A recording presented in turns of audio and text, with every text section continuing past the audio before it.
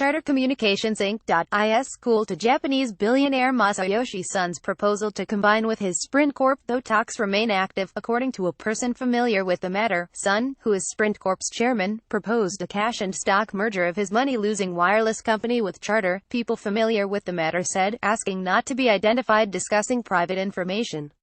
The idea called for the creation of a new publicly traded company that would combine Sprint and Charter and be controlled by softbank. The people said that new combined company would then attempt to buy T-Mobile US Inc., according to one of the people. Cable and wireless carriers have been circling each other as more consumers watch video and access the internet on mobile devices. By combining, companies like Charter and Sprint could offer a full suite of telecommunications services to customers, from home broadband internet to wireless plans, and compete head-to-head with the packages sold by phone giants AT&T Inc. and Verizon Communications Inc. Exclusive talk. Since the end of May, Charter and Comcast Corp. had been in exclusive talks with Sprint over possible deals, including one that would allow the cable companies to resell wireless service under their own brands.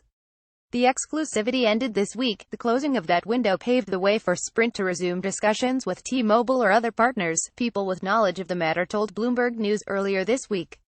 The cable companies are interested in a reselling deal that would let them offer Sprint's wireless service under their own brands. A combination of Sprint and Charter would put together the fourth largest U.S. wireless carrier with the number 2 U.S. cable company. Sprint, based in Overland Park, Kansas, has a market value of almost $33 billion and even more in long-term debt, putting pressure on Sun to make a deal as Sprint's losses mount and bond maturities approach. Revenue totaled $33.3 billion in the past 12 months. Sun SoftBank holds an 83% stake in the carrier. Sprint has argued publicly that a merger with T-Mobile makes sense because it would create a bigger wireless carrier to take on larger competitors AT&T and Verizon.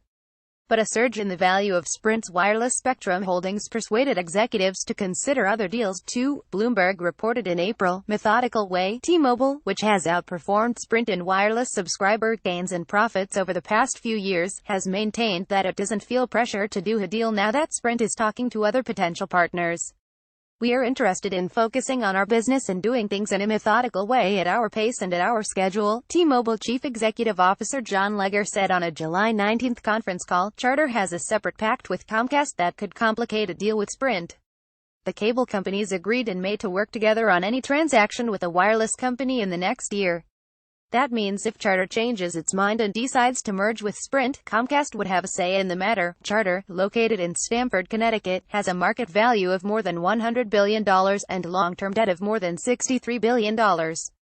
Its revenue totaled $40.8 billion in the past year. Cable billionaire John Malone holds a 21% stake in Charter through his Liberty Broadband Corp.